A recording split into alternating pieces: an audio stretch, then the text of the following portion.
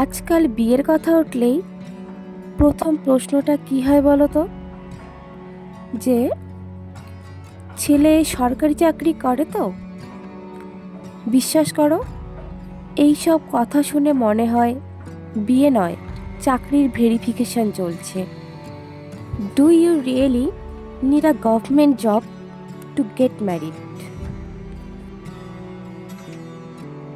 হ্যাঁ, আজ আমি এই বিষয়টা নিয়েই কথা বলবো। তো hello everyone, DRP world YouTube চ্যানেলে তোমাকে আবারও স্বাগত।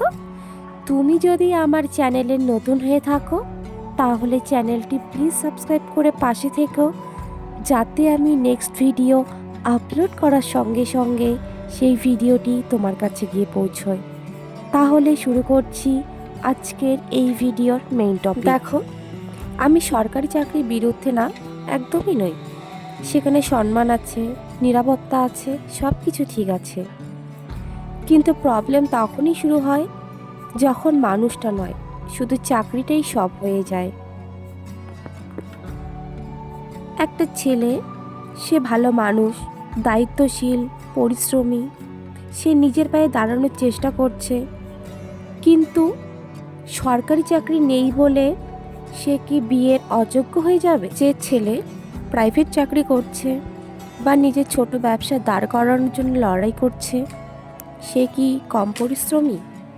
সে কি কম দায়িত্বশীল? আচ্ছা, বিয়ে মানে তো শুধু মাসের শেষে স্যালারি আসা নয়। বিয়ে মানে কঠিন সময়ে পাশে থাকা, একসাথে সিদ্ধান্ত নেওয়া, আর একে অপরের স্বপ্নকে সম্মান করা। কি তাই তো? ভিডিওটি কেমন লাগছে তা কমেন্টে অবশ্যই জানিও।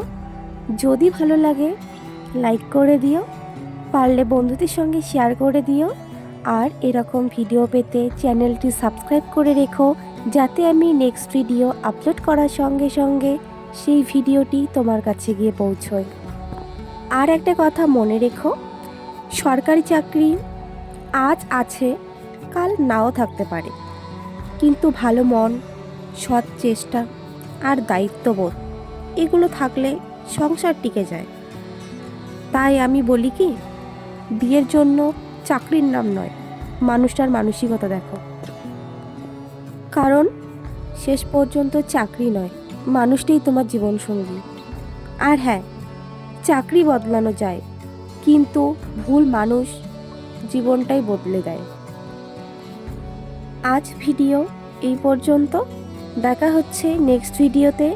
ভিডিওটি যদি ভালো লাগে লাইক করে দিও। সবাই সুস্থ থেকো, ভালো থেকো। Thank you for watching.